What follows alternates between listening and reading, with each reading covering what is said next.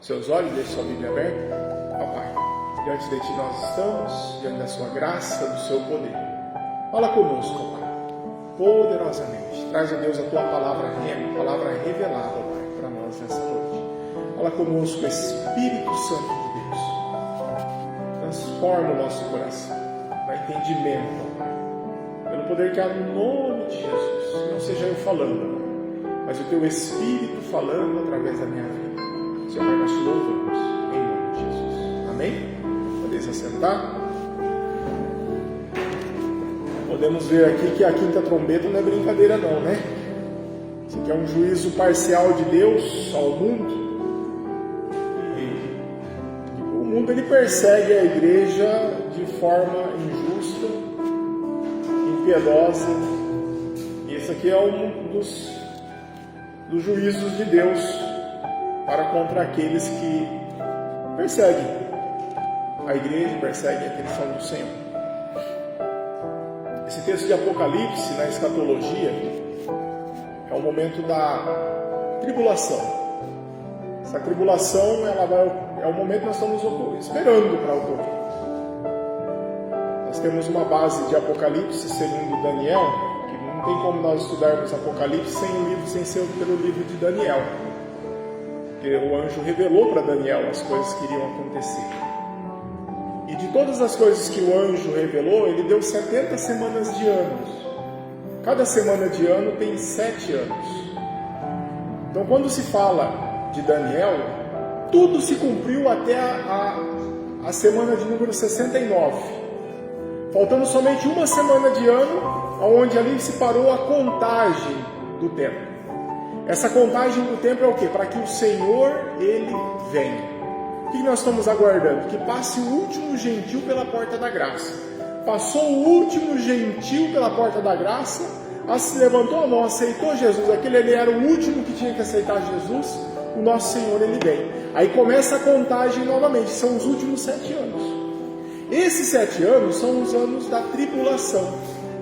Que era para ter acontecido se não fosse aberta essa porta da graça para os gentios, ou seja, para nós, que era para ter ocorrido logo após a vinda do Senhor Jesus, logo após a ascensão dele, né? Quando ele subiu aos céus. Então nós estamos aguardando que passe o último gentil pela porta da graça para começar a contagem novamente. Aí nós vamos ter o quê? O arrebatamento da igreja. E ali alguns vão subir, alguns não vão subir. Quem está preparado vai subir, quem não está preparado não é vencedor, não sobe. 7 anos de reinado do anticristo, e ali nesse momento, depois dos 7 anos, ocorre uma guerra, que é a guerra do Armagedon. Logo após essa guerra do Armagedon, aí começa o reinado de Cristo aqui na Terra. Às vezes as pessoas elas pensam que nós vamos reinar com Cristo no céu, mas o nosso tempo lá no céu ele é contado, né? Não é por muito tempo. Nós vamos morar aqui na terra. O reino de Jesus é aqui na terra. A eternidade é aqui na terra. Depois vai ter um novo céu, uma nova terra. Mas é essa terra. Mas isso aqui é uma outra história. Quando ocorre esse reino de Jesus, de Cristo Jesus, aí depois de algum tempo tem uma outra guerra, depois de 1000 anos, que é a guerra de Gog e Magog. E aí nós temos um julgamento, que é o julgamento do trono branco. Às vezes, para os irmãos entenderem tudo isso, fica meio confuso. Mas qual que é o nosso foco aqui? É justamente aquilo que o Senhor ele já tem para nós. E aquilo que Ele ainda tem para nós. Porque Ele vive, posso crer, amanhã. Deixa eu te perguntar uma coisa. Você percebeu que quando nós louvamos esse hino, ele não é... Nós começamos ali, Tu és digno de tudo. Finalzinho acrescentaram, né? E não fui eu que pedi, não. Os irmãos do louvor que seguiram com o Espírito Santo de Deus falando com eles. Porque quando a gente prepara alguma coisa, irmão, você percebe que tudo vai assim, ó, intercalando, né? Deus ele vai falando com a gente desde o início do culto. Ele começa lá, antes de sair da sua casa, essa semana, Deus já falou no seu coração. Ele já vem te preparando para hoje. E aí chega aqui, o César faz a abertura do culto, nem sabia que era ele que ia fazer a abertura. E tudo vai se encaminhando. Aí os irmãos do louvor colocam lá um hino que Com o louvor não tem muita coisa a ver, mas tem tudo a ver com a palavra. E aí por final agora a palavra, né? Onde nós vemos o quê? Que porque Ele vive eu posso crer no amanhã. Às vezes a gente fica feliz com isso, a gente poder crer no amanhã. Porque o amanhã, no momento que nós estamos vivos, ele é um momento que nós precisamos da bênção de Deus. O que você tem para resolver amanhã? O que você tem para resolver essa semana? Irmãos, dependência de Deus em todas as coisas. E quando nós falamos dessa dependência de Deus, eu quero te falar que ela vai muito além dessa semana. Eu quero te dizer que ela vai muito além desse mês. Nós estamos aí partindo já para mais de metade do mês, né? Do ano, né? Já passou dia 15, já foi metade da metade do ano, já foi tudo. Daqui a pouquinho nós estamos lá com as musiquinhas de Natal novamente. Todo mundo comemorando o Natal novamente. E aí o ano passou e às vezes a gente fala assim, o que vai ser do próximo ano? Mas mesmo esse ano que está por vir, irmãos, entenda uma coisa. Esse posso crer no amanhã vai muito além desse ano. Ele vai muito além de 10 anos, de 20 anos, de 30 anos, de 100 anos. Esse eu posso crer no amanhã, irmãos, ele é para toda a eternidade com Deus. E você vê como que Deus ele nos guarda, como Deus ele cuida de nós, que mesmo aqueles que ficarem aqui na tribulação, perguntei para o seu irmão, depois de você ler esse texto aí, você quer ficar? Pergunta para ele, quer ficar, irmão? Já pensou, irmão? Aqui a palavra está falando o quê? Está falando de seres. Porque quando fala ali no Apocalipse no 1, diz que, bem assim, ó, e havendo aberto, aqui, 9, e o quinto anjo tocou a trombeta, né? Bateu ali a quinta trombeta, né? O selo. E ali então, viu uma estrela do céu que caiu na terra e foi lhe dada a chave do poço do abismo. O que é essa estrela que caiu aqui, irmãos? Lá no final ele fala, Abaddon, né? É o Satanás, é o diabo. Às vezes as pessoas pensam que o diabo está nas profundezas da terra. Não, irmãos. Hoje nós entendemos pela palavra de Deus que o céu ele é dividido em 3, né? Eporâneo, Mesorâneo, é Urânio, Eporâneo e Mesorâneo. Então, quando nós falamos do céu, é o céu que nós vemos, é o segundo céu que é as habitações de demônios, e o terceiro céu que é a habitação de Deus, onde está o trono de Deus. Então os anjos caídos e tudo mais, eles estão o quê? No segundo céu. Tanto é que quando Daniel ele ora a Deus, que Daniel lá em Daniel 10, ele fala que eles estavam no cativeiro babilônico e eles estavam orando a Deus. Eles estavam orando a Deus porque estava findando o período de 70 anos do cativeiro babilônico. E ali naquele momento Daniel falou, mas já está findando o tempo que Deus deu do cativeiro e nada está acontecendo. Aí Daniel começa a pedir perdão por ele, pede perdão pelos pais dele, pelos avós dele, pelos antepassados dele. Falei, alguma coisa que está de errado, porque nós não estamos saindo do cativeiro babilônico, voltando para a nossa terra, e a promessa de Deus é que nós voltaríamos. Aí ele começa a clamar a Deus, e aí Deus ele manda um anjo. Quando ele manda esse anjo, o anjo ele tem que passar pelas regiões celestiais. E ali Daniel ele ora por quanto tempo? 21 dias. Ó, os irmãos são craques ali. E esses 21 dias Daniel ele jejua e ora a Deus. Quando o anjo chega, o anjo olha para Daniel e fala assim, ó, desde o primeiro dia ouvimos a sua oração, homem muito amado do Senhor. Ou seja, não era por causa dele, não era por causa dos antepassados dele, não era por causa dos avós dele, não era pecado dele que o anjo não vinha. Não, irmãos.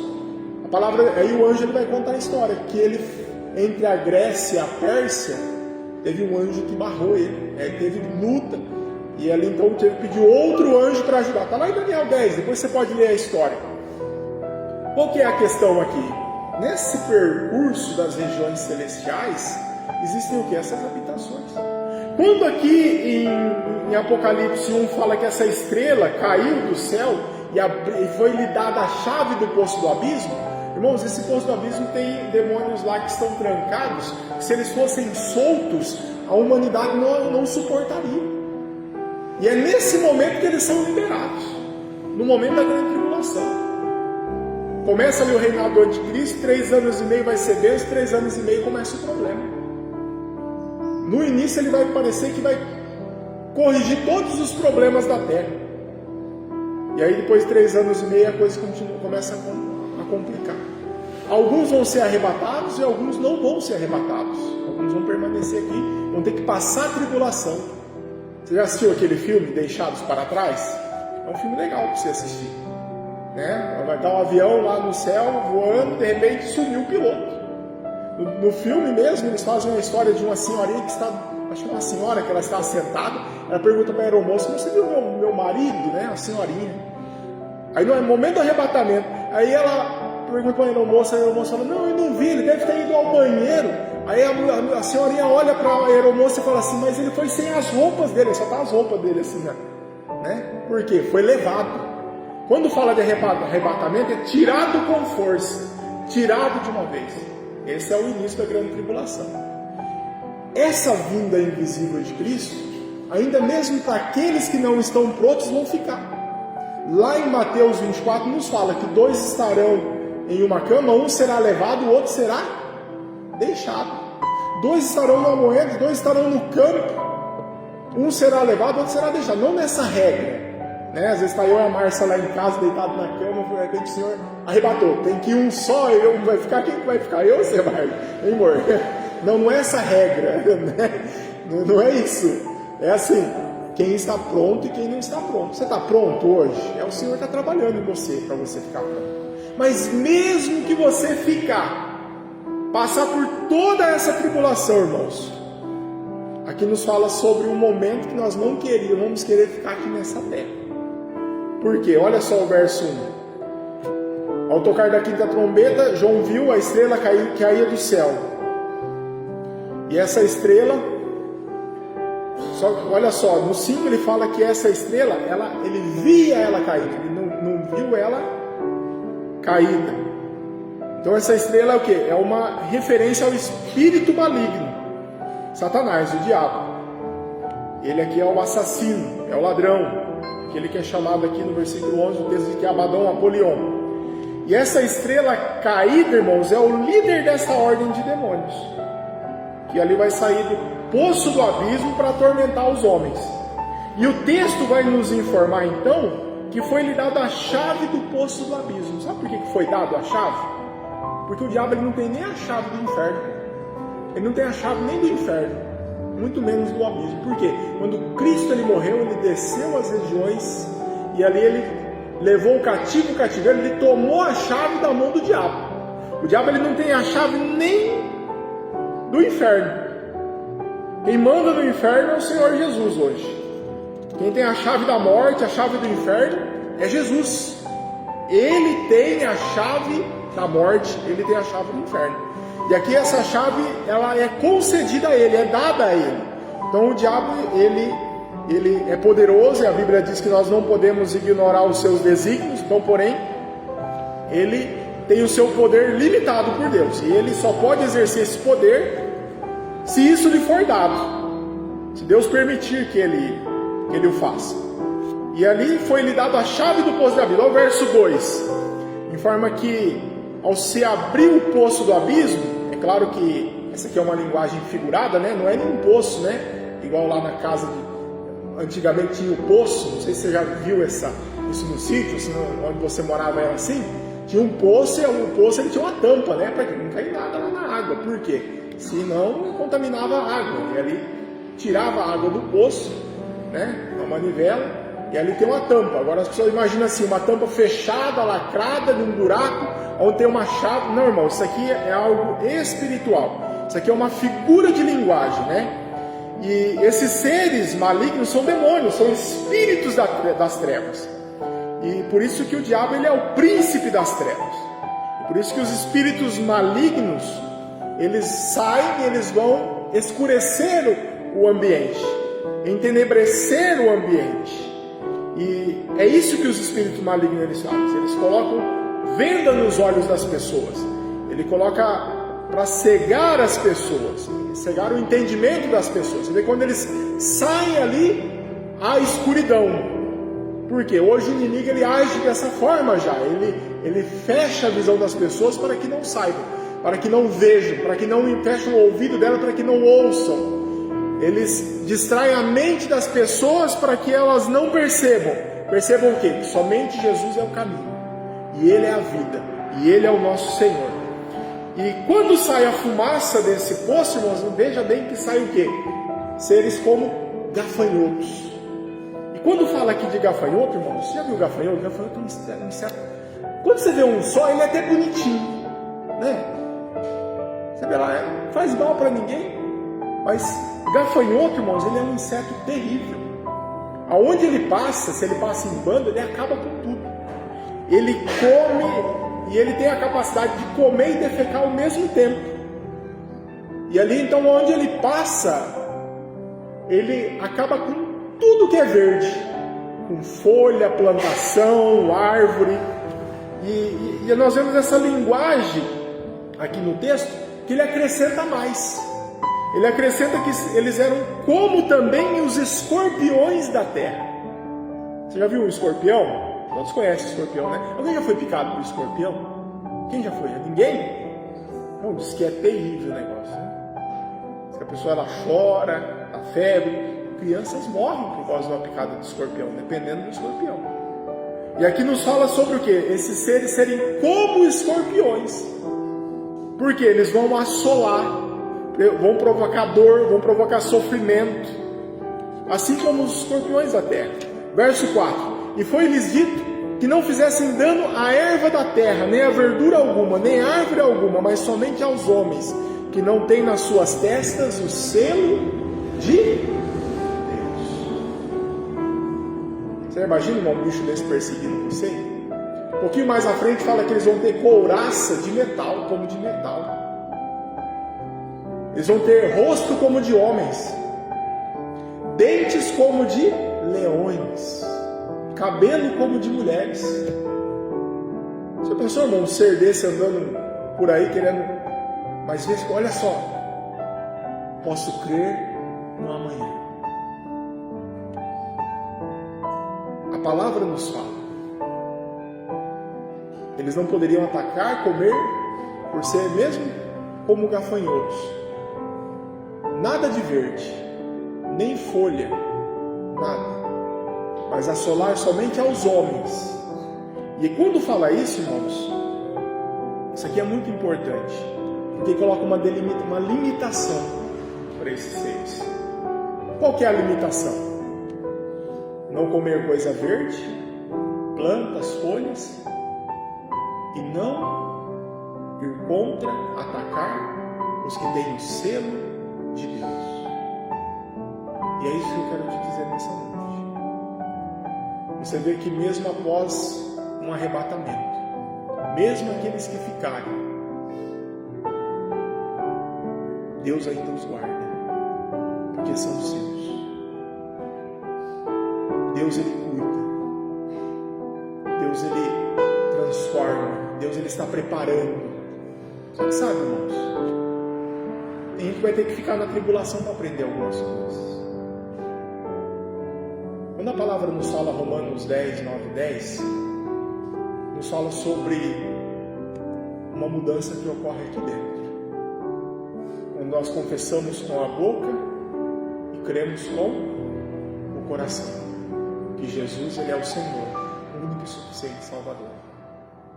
Quando isso vem de nós, não é pelas nossas obras, não é o que você faz, é o que Cristo ele já fez.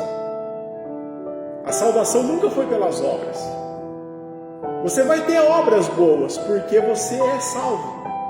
Só que às vezes tem gente que está na igreja e já aceitou Jesus, mas ainda não tem obras. Tem gente que está na igreja, aceitou Jesus, é considerado salvo porque confessou com a sua boca, creu com o coração, mas ainda tem uma luta no seu interior, que às vezes falta ainda mudar isso, mudar aquilo, mudar um comportamento. Mas por que isso, irmão? Porque quando se fala de uma salvação, quando o homem lá no Éden ele cai, Deus ele fala assim: olha, se vocês comerem do fruto da árvore do conhecimento do bem e do mal, certamente morrereis. E lá em Gênesis nós vemos que a serpente, que é o dragão, lá em Apocalipse 12:9 nos fala isso, que é o próprio diabo, ludibria Eva então come da fruta e faz o que para Adão? Dá para Adão, e Adão come também. E até tem um vídeo aí de uma empregada, doméstica, que saiu nas redes sociais, que ela brigando, se eu pego aquela Eva, por quê? Foi comer do fruto da árvore, O que ela tinha que comer aquilo lá, pastor? Que Deus, ele nos dá um livre-arbítrio. Ele nos deixa a opção de nós fazermos ou não fazermos, nós sermos ou não sermos, nós irmos para junto dele ou não irmos. Ele nos dá um livre-arbítrio. Não é por obrigação, é por amor. E quando ali Adão e Eva eles comem, eles se escondem porque eles têm medo de Deus. Por quê? Porque Deus falou assim para eles: se você comer, vocês vão morrer. Comemos, Deus vai vir nos matar. Quando Deus, ao entardecer, chega ao Éden, ele pergunta para Adão: Adão, Eva, cadê vocês? Onde vocês estão? Não, Deus é onisciente, Deus sabia o que tinha acontecido, Deus sabia onde eles estavam. A palavra diz que eles estavam atrás dos arbustos, atrás das árvores, eles se sentiram envergonhados, estavam nus, e eles cozeram de folhas de figueira roupas para si mesmo, porque eles perceberam que estavam nus. E aí quando Deus chega, eles estão envergonhados, por quê? Eles estão com medo, porque Deus falou: vocês vão morrer. E ali então Deus, ele faz o primeiro sacrifício, ele mata um cordeiro, olha só, do sangue inocente ele cobre o pecado do homem, aí ele faz roupa para o homem. Porque somente o sangue inocente pode cobrir o pecado da humanidade. E aí a humanidade, ela vem cobrindo o pecado até quando? Até Jesus. Quando Jesus, ele morre na cruz do Calvário, o Cordeiro de Deus que tira o pecado do mundo, aí o sangue dele é suficiente. Você está vendo, irmão, que não é pelas obras suas, não é por você ser bom, não é porque você é gente boa, não, irmão, nós somos ruins. Mas Jesus, ele pagou o preço na cruz, e pelo sacrifício dele nós somos salvos. E é o sacrifício dele, não é as nossas atitudes. É o sangue dele derramado na cruz. E ele, irmão, já é onisciente, onipresente, onipotente. Ele poderia todas as coisas, sabia todas as coisas. Tanto é que ele sabia até por quem ele estava morrendo. Ele sabia que ele morreria por mim, ele sabia que ele morreria por você, mesmo antes de nós existirmos. Ele sabia que você, mesmo depois que o aceitasse como Senhor e Salvador, você pecaria novamente. E depois você pediria perdão e ia pecar novamente. E você ia pedir perdão de novo e você vai pecar a mesma coisa de novo. Mas mesmo assim, ele escolheu morrer por nós, por mim e por você, mesmo sabendo que nós somos pecadores. Isso, sabe o que é isso, irmãos? Isso é a graça de Deus. É um favor imerecido, é um presente de Deus para nós. Jesus, ele pagou o preço, sangue inocente na cruz, derramado, sangue suficiente. Hebreus fala que não é como o sangue de cordeiros, sangue de novilhos, porque no Antigo Testamento eles sacrificavam no templo para cobrir os pecados. Hoje não precisa mais. Não precisa. Por quê? Porque Cristo, ele morreu e derramou o sangue dele. E quando Cristo, ele morre, ele derrama o seu sangue, o sangue dele nos lava de todo o pecado. Ele nos cobre. Quando Deus, ele olha para mim e para você, quando nós aceitamos a Jesus como Senhor e Salvador, falamos com a nossa boca, cremos com o nosso coração, Deus, ele não olha para nós, ele não nos vê mais, mas ele vê o sacrifício de Jesus. E é esse sacrifício, todo aquele que crê, todo aquele que confessar, todo aquele que dizer: Senhor é meu Salvador, Ele é o meu Deus, esse será salvo. E aí você pode crer no amanhã. Aí você pode passar por uma tribulação. E mesmo na tribulação, você tem o selo de Deus. E tem mais.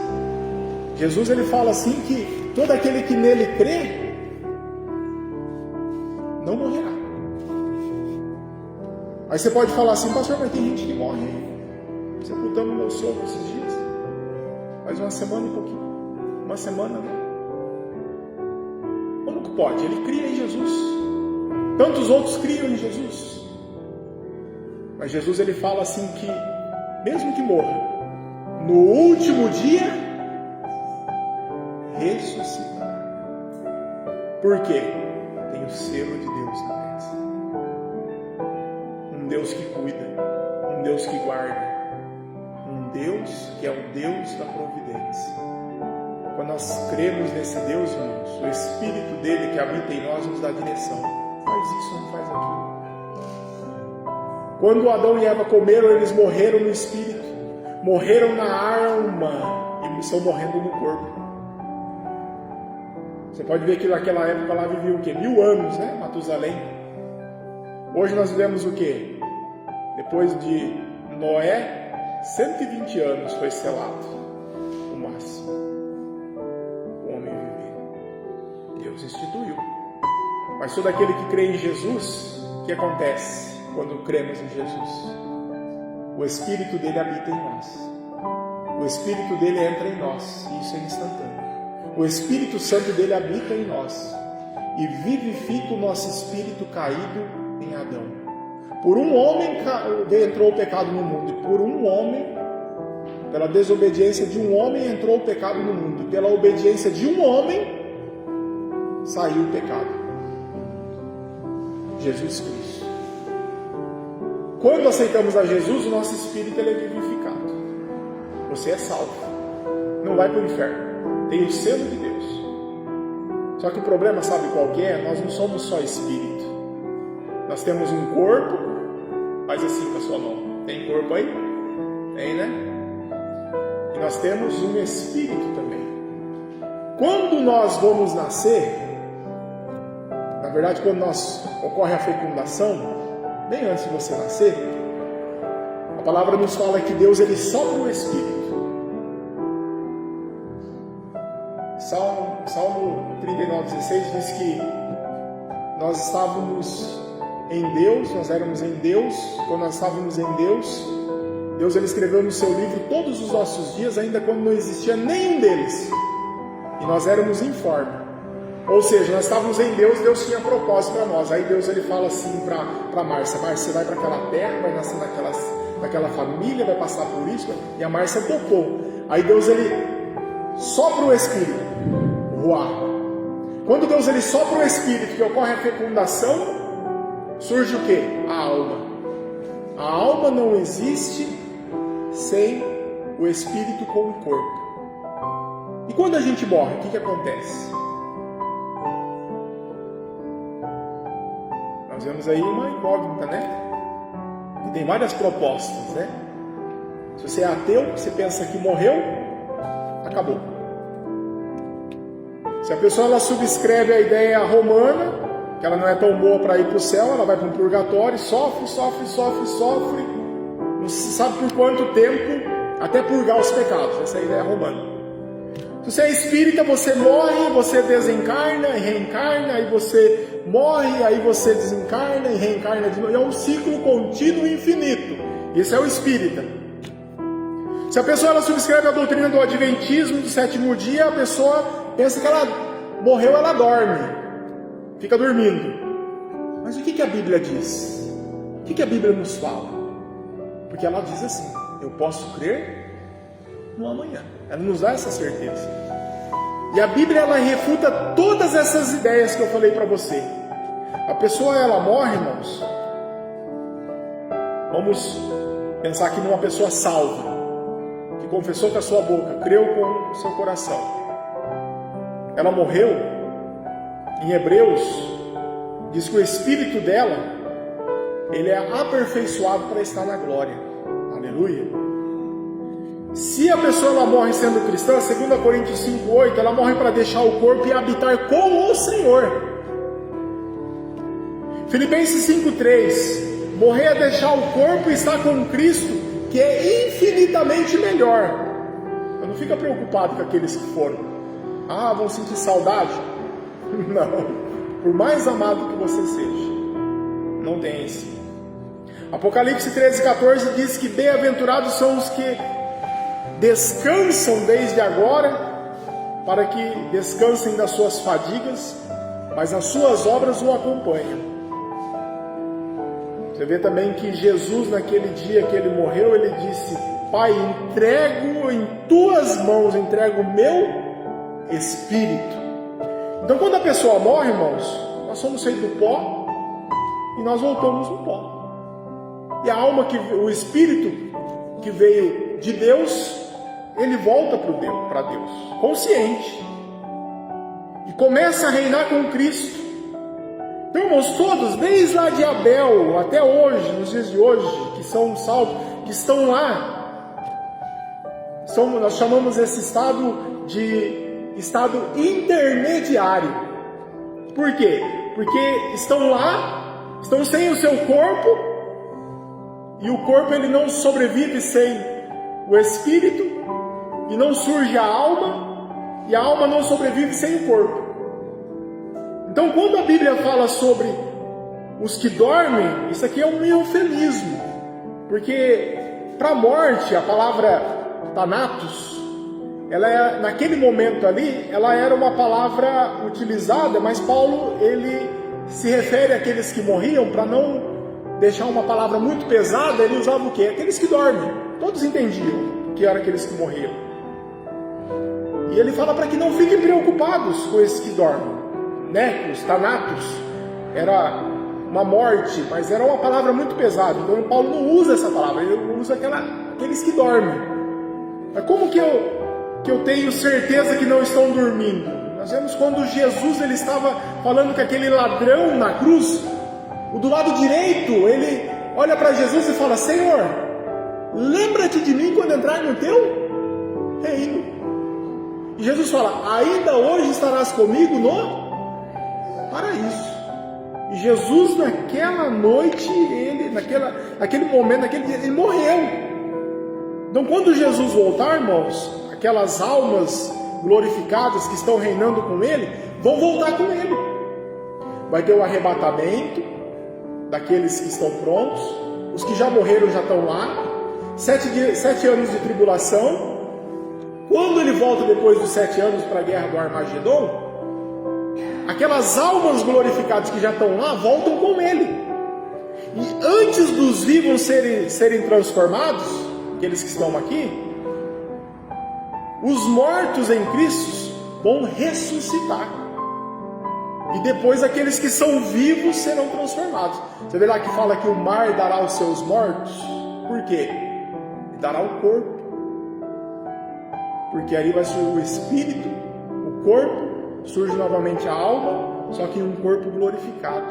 Recebe aquele corpo, uns para a ressurreição da vida e outros para a ressurreição do juízo. A palavra nos fala. João 5,28 fala: não vos maravilheis disto, porque vem a hora em que todos os que acham nos túmulos ouvirão a sua voz e sairão. Os que tiverem feito bem para a ressurreição da vida, os que tiverem praticado o mal para a ressurreição do juízo. Então, irmãos, esse corpo ele vai ressuscitar poderoso, incorruptível. Sabe quando Jesus ele ressuscita e ele vem com um corpo glorificado? E até os discípulos não reconhecem tanto ele. Tomé olha para Jesus e fala: se realmente é o Senhor, deixa eu só acredito vendo, né? Fala: toca aqui, Tomé, tá aqui a minha mão, toca aqui na minha mão, toca aqui do meu lado. E a hora que Jesus chega ali na casa, ele num corpo glorificado, as portas estão trancadas e ele entra na casa mesmo assim. Por quê? É um corpo glorificado. E aqui, irmãos, nesse momento, nós temos o quê? Uma continuidade e uma descontinuidade. Continuidade significa que, por exemplo, o José da Silva morreu, não vai, no momento de glória, no momento que ocorrer ali, não vai ressuscitar o Pedro Duarte. Quem ressuscita é o José da Silva, só que um corpo glorificado. E aí qual a descontinuidade? Porque semeia seu corpo corruptível, ressuscita corpo incorruptível. Semeia esse corpo em fraqueza, ressuscita corpo em poder. Semeia corpo em desonra, ressuscita em glória. Agora imagina o seguinte, irmãos: se morre um feto, uma criancinha lá na barriga da mãe, e vai ser o quê? Um feto glorificado no céu? Não. Agora imagina um outro caso, um vovozinho, 120 anos, no limite que Deus falou, né? com a bengalinha lá, o vovozinho com a bengalinha. Vai ser um vovozinho com bengalinha glorificado no céu? Não, irmãos. A Bíblia diz que todos nós teremos corpo glorificado no céu, um corpo de pleno vigor. Pastor, nós vamos nos conhecer? Sim, é claro que sim. Você já imaginou você viver toda a eternidade com alguém que você não conhece? Você vai ter que me aturar. Lá também, meu amor. Mas vai ser homem e mulher? Vai ser marido e esposa? Não. Isso vai ser passado. É diferente. Para pastor, mas... E aqueles que de repente não vão estar lá? Eu vou ficar triste, porque se alguém que não vai estar lá, eu vou estar lá, eu vou lembrar da pessoa. E Isaías 65 diz que nós não teremos lembrança de coisas tristes. Então, irmãos, vai ser diferente. Não vai ter a tristeza. Às vezes você vai lembrar, mas aqui não vai ser uma tristeza, porque não vai ter o pecado. Deus, Ele cuida de todos os momentos. Hoje, qual que é a nossa luta, irmão? Essa alma nossa. Adão e Eva não morreram instantaneamente. O corpo morreu depois de um tempo. O espírito morreu na hora. E a alma foi se degradando. Quando nós aceitamos a Jesus, o nosso espírito ele é vivificado. A nossa alma ela está sendo transformada. E o nosso corpo vai ser glorificado. Você vê que Deus ele cuida de nós nos 3 anos, corpo, alma e espírito. Hoje o teu espírito está pronto, mas a carne ela é fraca. Por que, querido, Jesus fala isso? Porque a nossa vontade, as nossas emoções, os nossos desejos, que são a nossa alma, é que é a nossa luta hoje. Mas com Cristo Jesus, o nosso espírito, ele pode tomar conta da nossa alma. E aí nós deixamos as coisas do mundo. E nós passamos a saber que mesmo diante de problemas e dificuldades, o Senhor ele está cuidando de nós. Ele está nos orientando. Ele está nos mostrando o caminho. Fuja do pecado. Fuja, irmãos. Diante de ti lhe é dado o caminho da vida e da morte. Escolha, pois, a vida. O que você tem escolhido para você viver? Viva a vida.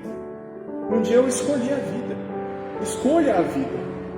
Pastor, é fácil? Nunca foi. Mas no mundo tereis aflição, mas tem de bom ânimo. Porque eu venci, você vai vencer.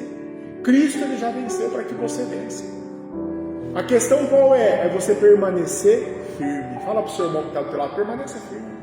Permaneça firme nele, vai dar certo. Ele é o Senhor Deus. Irmãos, na pior das hipóteses, hoje eu vim aqui dar uma geral na igreja, aí levantei do carro assim, aí eu acho que eu levantei meio rápido, deu uma zonzura assim, falou, Senhor, tem culto à noite, não me leva agora não, né? Na pior das hipóteses, irmão, você vai fechar os olhos, na hora que você abrir, você está na glória com o Senhor.